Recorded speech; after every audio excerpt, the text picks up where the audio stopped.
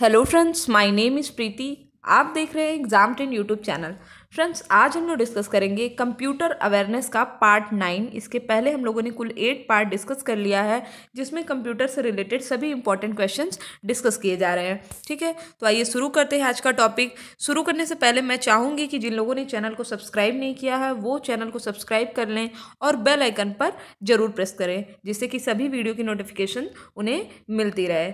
शुरू करते हैं आज का टॉपिक। आज का हमारा पहला क्वेश्चन है कि जब कंप्यूटर इनपुट आउटपुट की बात होती है तब इनपुट का संदर्भ क्या है। अब इन शॉर्ट अगर हम लोग अपनी लैंग्वेज में बात करें तो इसको कहेंगे कि जब कंप्यूटर में हम लोग इनपुट देते हैं तो इनमें से कौन सा ऑप्शन है जो क्लियर कर रहा है कि इनपुट का मतलब क्या होता है। तो इनपुट का मतलब तो हम सभी को पता है कि अगर ये है हमारा कंप्यूटर और ये है हमारा डेटा, और जो आउटपुट आता है हमारा वो क्या होता है, इन्फॉर्मेशन। तो कंप्यूटर में जब हम इनपुट देते हैं तो वो क्या होता है, कंप्यूटर में हम डेटा देते हैं। क्या देते हैं, कंप्यूटर में डेटा देते हैं, और कंप्यूटर क्या करता है, इसको प्रोसेसिंग करके हमें इन्फॉर्मेशन के रूप में देता है। ठीक है, तो हमारा सही आंसर क्या होगा, इसमें पढ़ते हैं। कोई भी डेटा प्रोसेसिंग जो नए डेटा इनपुट से कंप्यूटर में होता है, गलत है। डेटा का प्रेषण जिसे कंप्यूटर में इनपुट किया जाता है, तो सही हमारा ऑप्शन नंबर बी सही है। अगला पढ़ते हैं। डेटा या जानकारी जिसे कंप्यूटर में इंटर या प्रवेशित किया जाता है, तो हमारा सही आंसर क्या होगा, option number D, B and C दोनों। अगला क्वेश्चन हमारा, सभी तार्किक एवं गणितीय परिकल्पना जो कंप्यूटर के द्वारा किए जाते हैं कंप्यूटर पर कहाँ होते हैं। जो ये हमारा तार्किक और गणितीय गणनाएं होती हैं ये कंप्यूटर में कहाँ होती हैं, तो ये जितनी भी गणनाएं होती ये होती हैं सीपीयू में, जिसे हम लोग क्या कहते हैं, सेंट्रल प्रोसेसिंग यूनिट। सीपीयू को क्या कहते हैं, सेंट्रल प्रोसेसिंग यूनिट। इसे ब्रेन ऑफ कंप्यूटर भी कहा जाता है। कंप्यूटर का ब्रेन या कंप्यूटर का मस्तिष्क किसे कहा जाता है, सीपीयू को। अब अगर आप देखें तो ये है हमारा सीपीयू, जो प्रोसेसिंग होती है, जैसे कि इसमें वर्ड में दिया ही है प्रोसेसिंग, तो ये प्रोसेसिंग कहाँ पे होगी, सीपीयू में होगी। इसमें 2 यूनिट होते हैं, कौन कौन, एएलयू। सीपीयू कितने प्रकार के होते हैं, 2 भाग होते हैं सीपीयू के, एएलयू और सीयू। एएलयू का मतलब होता है अर्थमेटिक लॉजिक यूनिट, और दूसरा होता है हमारा कंट्रोल यूनिट। कंट्रोल यूनिट सभी क्रियाओं को कंट्रोल करता है, और जितनी भी अंगगणितीय तथा जोड़ने घटाने की गणनाएं होती हैं वो कहाँ पे होती हैं, एएलयू में। तो हम कह सकते हैं कि अगर यहाँ पे आपको ऑप्शन में एएलयू और सीपीयू दोनों दिया रहता तो हमारा सही क्या होता है, एएलयू, अर्थमेटिक लॉजिक यूनिट में तार्किक एवं गणितीय गणनाएं होती हैं।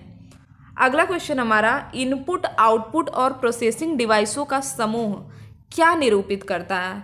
तो जिस भी चीज़ में इनपुट मिले और वो हमें आउटपुट दे प्रोसेसिंग करके, वो क्या होते हैं, वो होते हैं कंप्यूटर सिस्टम।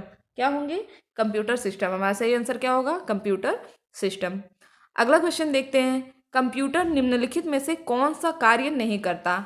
इनपुटिंग करता है भाई, कंप्यूटर में इनपुट देते हैं डेटा को तभी तो कंप्यूटर काम करेगा, प्रोसेस करेगा। प्रोसेसिंग यह भी करता है। अंडरस्टैंडिंग और आउटपुटिंग, आउटपुटिंग तो देखिए करता है, तो हमारा सही आंसर क्या होगा, ऑप्शन नंबर सी। हमारा सही होगा option number C. Input output और प्रोसेसिंग होता है, ना कि अंडरस्टैंडिंग होता है। अगला क्वेश्चन हमारा, कि कौन सा डिवाइस या उपकरण हाथ में पकड़कर या हैंड हेल्ड ऑपरेटिंग प्रणाली का इस्तेमाल करता है। तो ये डिवाइस का नाम है पीडीए। इसका नाम क्या है, पीडीए। हाथ में लेकर के इसे, आपने पॉन टॉप सुना होगा, पॉन टॉप सुना है ना, कि हाथ में लेकर के इस कंप्यूटर के रूप में यूज़ किया जाता है पॉन टॉप, तो उसी को कहेंगे हम लोग पीडीए, जिसका फुल फॉर्म क्या होता है, पर्सनल डिजिटल असिस्टेंट।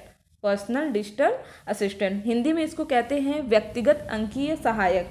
यह एक प्रकार का डिवाइस होता है जिसमें कीबोर्ड या फिर मोबाइल डिवाइस है, जो कि क्या करता है, एक पेन की सहायता से चलता है। इसमें ऊपर नीचे हम लोग स्क्रॉल भी कर सकते हैं, इंटरनेट का यूज़ भी कर सकते हैं, अपलोड डाउनलोड सारी क्षमताएँ होती हैं, और इसे हम लोग किस नाम से जानते हैं, पॉम टॉप या पीडीए के नाम से।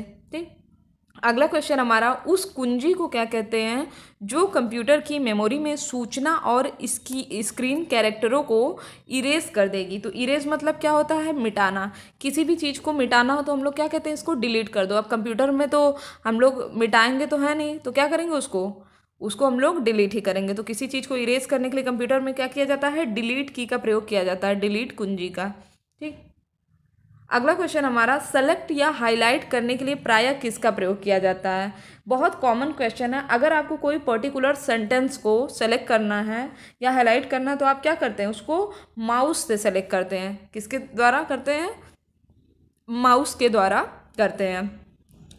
अगला क्वेश्चन हमारा, अगर यक्स के पास अपनी रिपोर्ट को प्रिंट करने के लिए कोई प्रिंटर नहीं है, वह इसे वाई के कंप्यूटर में प्रिंट कराना चाहता है क्योंकि वाई के पास प्रिंटर है, तो यक्स को अपनी रिपोर्ट कहाँ सेव करनी होगी। यक्स को अपनी रिपोर्ट सेव करनी होगी अकॉर्डिंग टू, अगर हम लोग बात करें क्वेश्चन, फ्लॉपी डिस्क में।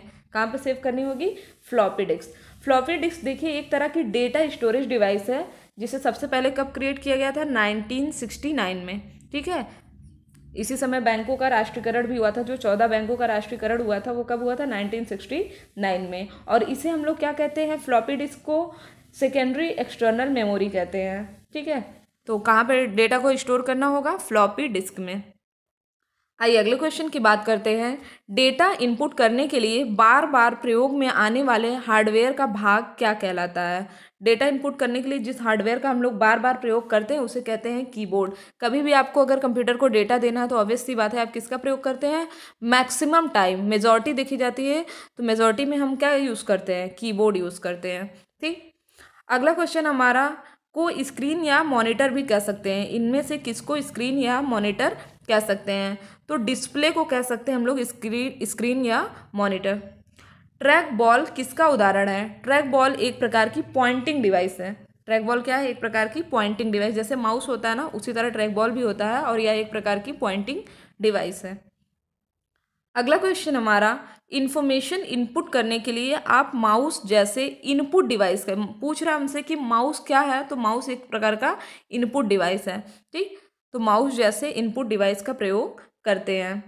नेक्स्ट हम लोग अगर बात करें तो माउस के दाएं बटन पर क्लिक करने से क्या दिखाई देता है। जब भी आप कभी कंप्यूटर यूज़ कर रहे हैं और अगर आप लोग माउस के लेफ्ट बटन को क्लिक करते हैं तो आपको ढेर सारी प्रॉपर्टीज़ मिलती हैं। जैसे आपको पर्टिकुलर जो फाइल आप खोलना चाहते हैं, किस फॉर्मेट में खोलना चाहते हैं या फिर उसकी प्रॉपर्टीज़ क्या है, तो उससे रिलेटेड क्या होता है, एक विशेष मेन्यू मिलता है जिससे हम लोग बहुत सारे चेंजेस या बहुत सारे फीचर्स देख सकते हैं। तो हमारा सही आंसर क्या होगा, राइट क्लिक करने पर हमें एक विशेष मेन्यू प्राप्त होता है।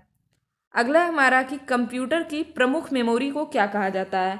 कंप्यूटर की जो मेन मेमोरी होती है उसे हम लोग कहते हैं, इसमें से जो हमारा दिया है प्राथमिक या प्राइमरी स्टोरेज, क्या कहेंगे, प्राथमिक या प्राइमरी स्टोरेज। तो हमारा देखिए इसमें सारे ऑप्शन सही है, प्राथमिक या कह लें या आंतरिक मेमोरी कह लें या प्राइमरी कह लें, तो हमारा सही आंसर क्या होगा, डी ऑप्शन सही होगा। अब एक बार समझ लेते हैं मेमोरी के बारे में।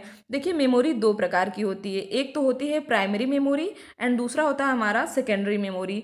जो प्राइमरी मेमोरी होती है इसे हम लोग कहते हैं मेन मेमोरी। प्राइमरी मेमोरी को क्या कहते हैं, मेन मेमोरी। और जो सेकेंडरी होती है उसको ऑक्सिलरी कहते हैं या फिर बैकिंग स्टोर मेमोरी कहते हैं, क्योंकि इसका मेनली जो वर्क होता है वो क्या होता है, डेटा को स्टोर करना। ठीक, अब प्राइमरी मेमोरी में हमारा दो पार्ट होता है। जैसे कुछ लोग कंफ्यूज होते हैं कि रैम क्या है, सेकेंडरी मेमोरी है, रैम या रोम सेकेंडरी नहीं है, ये प्राइमरी का ही सब पार्ट है। कैसे, जैसे एक पार्ट तो मेमोरी का हमारा प्राइमरी हो गया। अब प्राइमरी भी आगे चल के दो कैटेगरी में हो जाता है, दो क्या तीन कैटेगरी में हो जाता है। एक वोलेटाइल हो जाता है, एक नॉन वोलेटाइल हो जाता है और तीसरा हमारा कैश मेमोरी हो जाता है। ठीक, नॉन वोलेटाइल मतलब डेटा को अगर इसमें हमने सेव कर दिया तो कंप्यूटर ऑन हो ऑफ हो कोई मतलब नहीं है, डेटा हमारा सेव रहेगा। जैसे कि हमारा रोम हो गया, ठीक, जिसे हम लोग कहते हैं रीड ओनली मेमोरी। वोलेटाइल में हमारा आता है रैम, रैंडम एक्सेस मेमोरी। इसमें डेटा क्या होता है, सेव नहीं होता है हमेशा के लिए। अगर आपने कंप्यूटर ऑफ किया, कंप्यूटर को चलते समय भी कुछ मेमोरी की ज़रूरत पड़ती, जैसे आपने कोई फाइल ओपन किया, आपने पेन ड्राइव लगाया, कोई फाइल ओपन किया, तो बिना स्टोरेज के क्या होता है, कुछ ना कुछ तो वो जगह लेता होगा ना, तो वो क्या होता है, हमारा रैम होता है, रैम में तो ये क्या होता है, वोलेटाइल होता है, ना कि नॉन वोलेटाइल। ठीक, फिर आता है हमारा जो सेकेंडरी या ऑक्सिलरी मेमोरी होती है, इसमें हमारा आ जाता है हार्ड डिस्क, CD रोम, फ्लॉपी डिस्क, पेन ड्राइव, ये सब किस में आ जाएंगे, ये सब आ जाएंगे हमारे सेकेंडरी स्टोरेज में आ जाएंगे। ठीक, अगला क्वेश्चन हमारा, डिस्क को ट्रैकों और सेक्टरों में विभाजित करने के लिए क्या करते हैं।